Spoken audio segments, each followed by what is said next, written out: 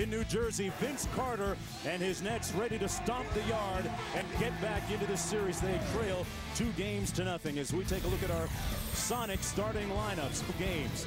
Meanwhile, for the Nets, up front, Collins, Mikki Moore, and Richard Jefferson coming off a 22-point performance on Tuesday.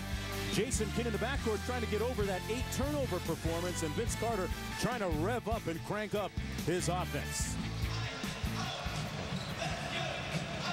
Getting ready for these tip-off, and with the New Jersey Nets, Doris Burke, some tinkering perhaps because of that rebounding disparity. Yeah, they are certainly searching for answers, Mark Jones. And Lawrence Frank told us before the game his starting lineup would remain the same, but look for the initial post rotation to change off of the bench.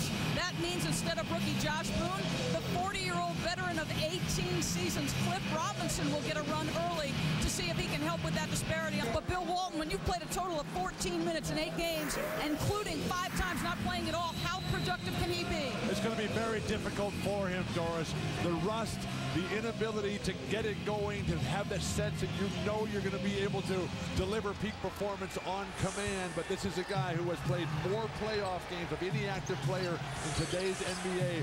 140 total without an NBA title. Kid in New Jersey, Bill, hasn't had the opportunity to run either much in this series. There's such a size disparity. New Jersey is not a good rebounding team to begin with, and Cleveland just has not been turning the ball over. Vince Carter trying to make a statement early successfully. But Gooden is averaging a double-double in the series so far. Mark, both big guys, Ilgauskas and Gooden for Mike Brown's Cavaliers, are averaging double-doubles. Mikki Moore trying to get it back on the offensive end with a stick back of his own. Mikki Moore averaged a little under 10 points a game during the regular season. Moore filled in for Nenad Krstić when Krstić blew out his knee and his season was truncated. Ended up leading the NBA in field goal percentage, the first net to ever do that. Well over 60%. It's coming together for Cleveland. This is a team that fans have been desperately waiting for to get to the elite level of the NBA with LeBron James. But the development of Sasha Pavlovich, the health of Ilgauskas, the insertion of Larry Hughes into the regular rotation, this is a solid Cleveland squad. Here's Kidd into the paint, kicks it out to Moore. He can make that mid-range jumper. We talked about his field goal percentage leading the NBA, Bill, at right around 61%. 40% of those shots were mid-range jumpers. They weren't all dunks. That's pretty impressive. Mikki Moore is an incredibly skilled player. With a certain Michael Jordan playing at the 2 spot and Jerry Stackhouse at the 3. That foul against Gooden, his first personal foul. But what it does is that it puts more complete, more skilled players on the court around LeBron James. Jason Kidd has been lighting it up from downtown in this series and the entire postseason. New Jersey looks razor sharp. Their goal, accelerate and sustain. For Cleveland, they've got to go for the kill here. If you let New Jersey get momentum, you're going to find yourself in a golden situation. Mikki Moore with a facial.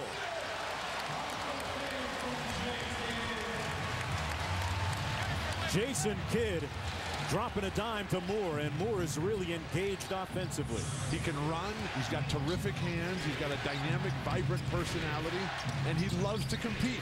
Who wouldn't want to be a big man on a team that has Jason Kidd, Vince Carter, and Richard Jefferson as your perimeter wing guys to run and finish on the break? Kidd in a groove.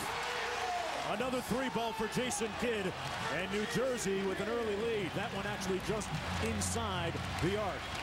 A 12-2 run for the Nets. And out of the gates quickly here offensively.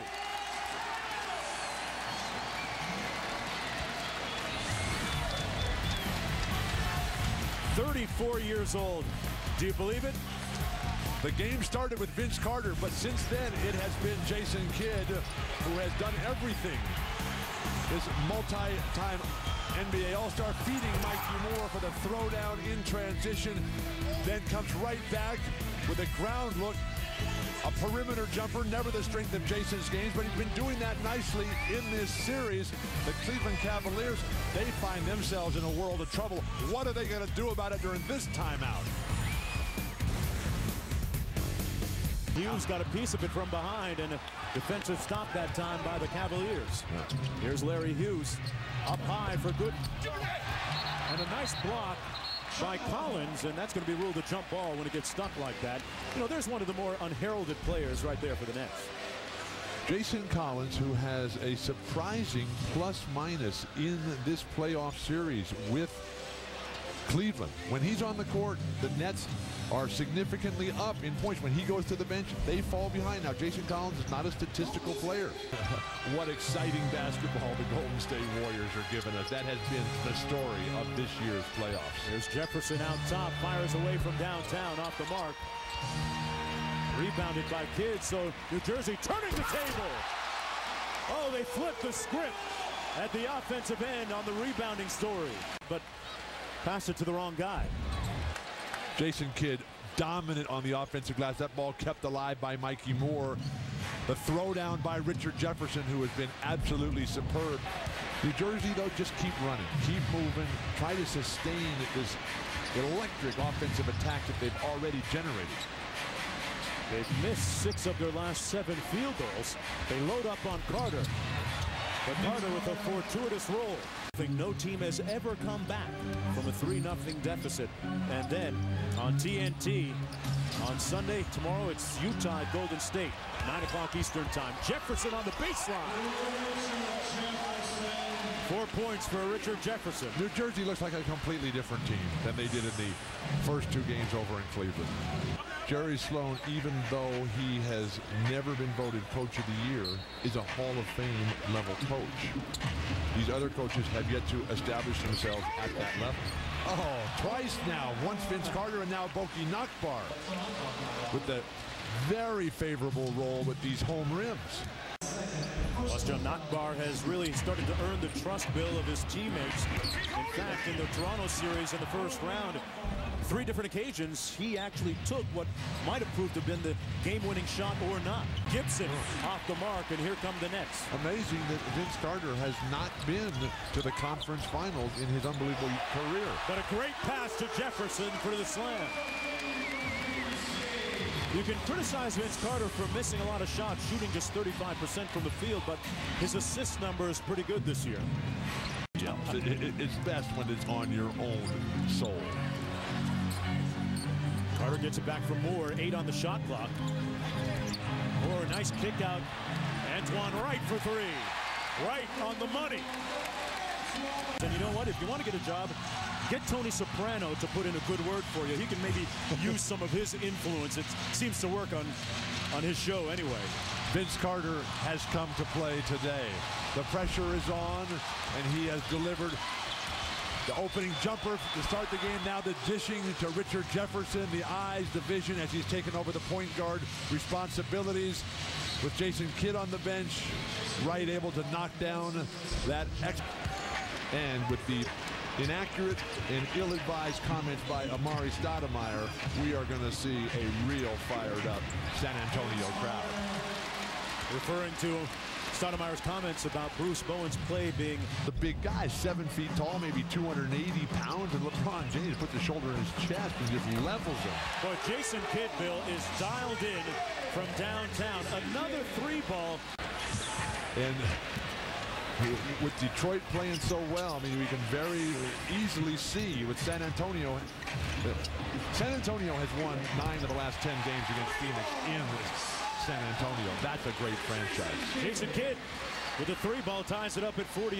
You bring that ball up the way Karl Malone, the way Akeem Olajuwon used to. Those little guards, they stop coming back. Well, that's how it works. Carter against Pavlovich. Well, Vince couldn't get it done against LeBron the last time. Takes it right to Pavlovich. Lawrence Frank needs a lot more of this out of Vince Carter. There were times earlier against Toronto in round 1 where he admittedly settled maybe for a few too many jump shots. That time taking it all the way to the rim and finishing. Your teammates talked about the fact that you addressed the will in this series. How do you evaluate how you guys did in that first half where that's concerned? Well, we did a good job. We limited them to one tough shot. Jason Kidd with 14 points in the ball game, and you can never underestimate the heart of a championship caliber point guard. The Nets 45-43 at the break. Well, Jason Kidd and company getting it done in a game they simply have to have as they trail the Cleveland Cavaliers 2-0. Jason Kidd, 14 points, 4 of 5 from beyond the arc. He also has 5 assists and very key 6 rebounds. When you talk about the gang rebounding, blocking your man out, not letting Cleveland get a second chance, you see right here, Jason Kidd gets an offensive rebound. Now, what that does is it gives you another chance for a possession. That really first quarter. They did this very well. See, gang rebound, blocking out Ilgauskas and really being able to create offense off of your break. And again, you got to be able to get easy baskets. You cannot let Cleveland set their defense and allow you to take bad shots. Now it's time for the McDonald's I'm Loving It highlights.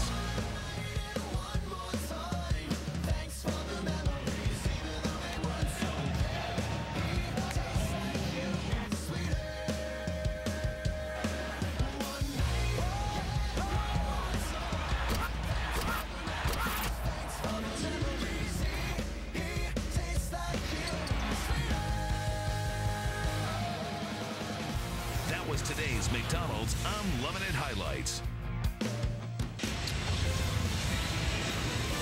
Back at the Meadowlands in New Jersey, Game 3 between the Cavaliers and the New Jersey Nets. Cleveland 45-43. Hello, everybody. I'm Mark Jones, courtside, along with effort by the Nets, continually sending back the Cleveland Cavaliers in the early going. That defense and rebounding led to tremendous offense. Couldn't get it going early. There's Kidd on the wing with the jumper firing away. Boy, Jason Kidd is in a good way offensively in this game. But let me ask you this, Bill. You erase the depth. Here's LeBron James, who exploded for 25 points in the second half of Game 2. James with a short jumper coming up a little bit short. That was a pass. You think? It was, yes. Carter, no pass there. And he should not pass because Vince Carter does not have the front line support that eventually will have to be rectified for this New Jersey team to get to the championship level. Vince Carter now 5 of 11 from the field, 5 of 12. Raising his field goal percentage from the first 2 games. Ilgauskas. Oh. That shot it's not as ugly as it looked, okay, Bill? Jefferson, as James slipped and fell.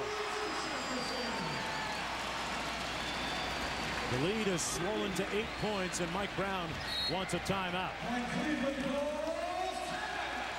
LeBron James losing his footing, unable to stop Jefferson in the paint. He put the brakes on, and boy, the tread kind of gave way a little bit. There's not a lot of love lost between these two teams. Richard Jefferson, Vince Carter, Jason Kidd, while they respect LeBron, they think they're a lot better. They're out to prove that.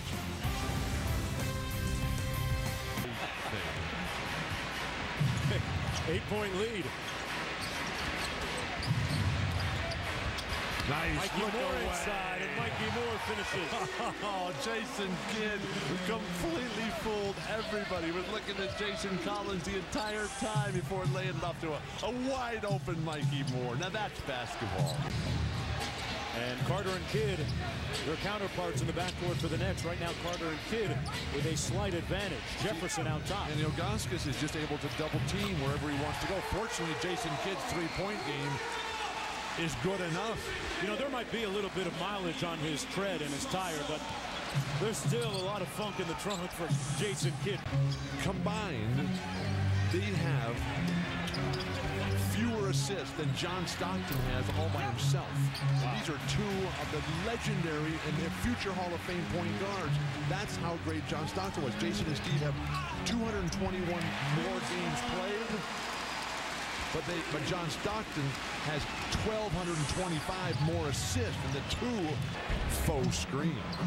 Scott Foster subsequently with a technical foul. Here's Kidd. Back out to Jefferson. RJ with a slam.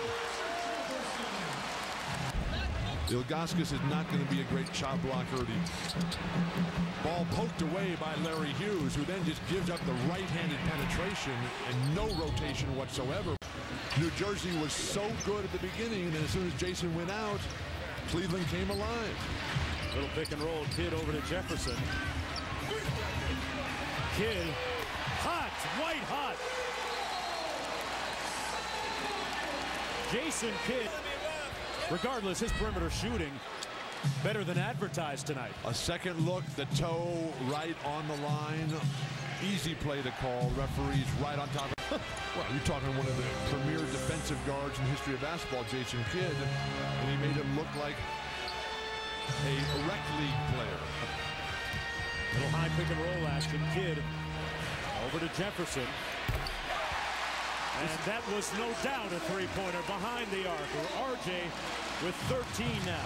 This is what Cleveland, very difficult foul there, but the previous possession, Richard Jefferson able to step beautifully behind the arc and knock this one down. It was Richard Jefferson. Well, they're starting about talking NBA China. Next year, Cleveland and Orlando will be in China in mid-October. As Jason Kidd knocks down the long-range jumper.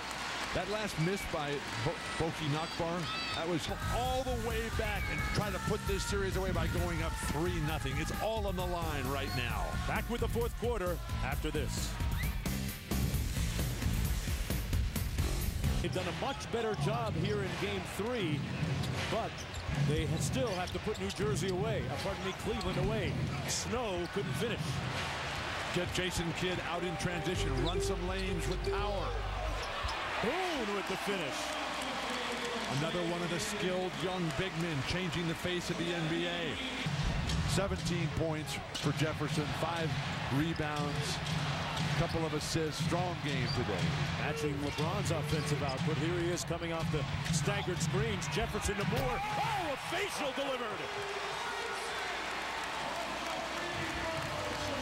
And that's what happens when you give up penetration on the perimeter. Moments ago, Richard Jefferson turns the corner. All the defenders have to collapse on that penetration, leaving a wide open lane for the victorious throwdown by Mikki Moore. I'll tell you something about Mikki Moore. Several years ago, as a member of the Pistons, he wasn't getting a lot of playing time. Went to the then coach, Rick Carlisle, and said, hey, coach, why don't you cut me loose? He swallowed some $500,000 remaining on his contract so he could get into the D-League and actually work on his game as Vince Carter knocks down the baseline jump shot at the end of the season now. Mikki Moore, who had a great year filling in for Nanette Kristic, who was injured, is a free agent and ready to cash in. It's interesting to watch Lawrence Frank work the sidelines. He is in the brainwaves of Mike Brown. He's stealing Mike Brown's play calls as they're coming up the court. What an outlet. Kidd to Carter, a winning connection. Timeout, Cleveland.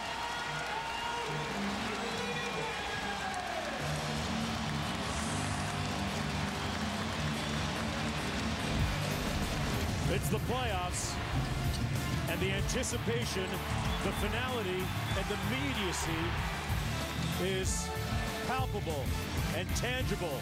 Face-to-face battle. Back with more after this.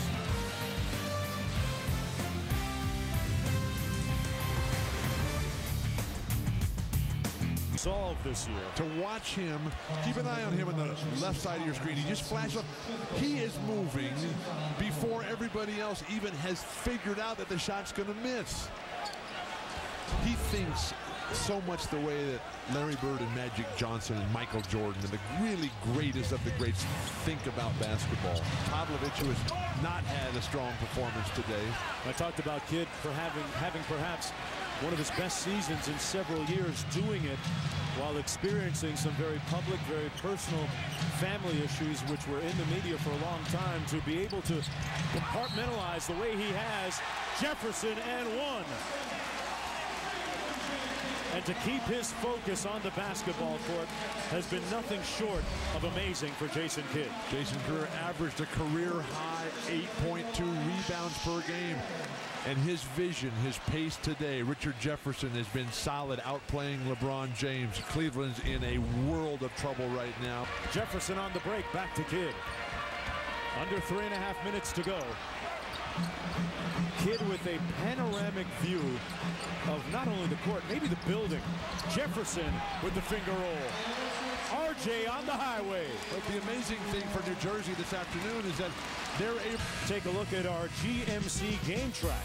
It's been Jason Kidd from the outset. Yes, he's had help, but with these type of numbers in a relatively low-scoring game, there's going to be 23 points for Larry Hughes in the game. And, hey, still a shot at it for Cleveland. They're not out of this yet, down by 11 points. Here's Kidd to Antoine Wright. Boy, he blew by Varejao. Varejao looking at his teammates saying, where's the help? An outstanding performance by the indomitable Jason Kidd. All three of them with 23 points. Kidd with his 11th career playoff triple-double. Maybe that has something to do with LeBron James wearing number 23. Okay. Don't forget, coming up tonight, second half of our doubleheader on ABC, the Suns and the Spurs at 8 o'clock Eastern time. Eddie House over to Antoine Wright, 7 on the shot clock. Marcus Williams, who made All-NBA All-Rookie this year, knocks down the long-range jumper. That was the best 2 quarters of garbage time that you've ever seen. As the New Jersey Nets will inch closer to Cleveland in this series at 2-1 now in games. No team has ever recovered from a 3-0 deficit. That's something as they look at just a 2-1 lead in this conference semifinal series. Pavlovich wasn't much of a factor offensively, but Carter was, rebounding with better shooting. Collins with a defensive play early. Richard Jefferson engaged offensively. And don't forget that coming up next, it's Game 3 from San Antonio. RJ, Jason Kidd, tireless, indefatigable. Don't forget, there's been a presentation of ESPN, the worldwide leader in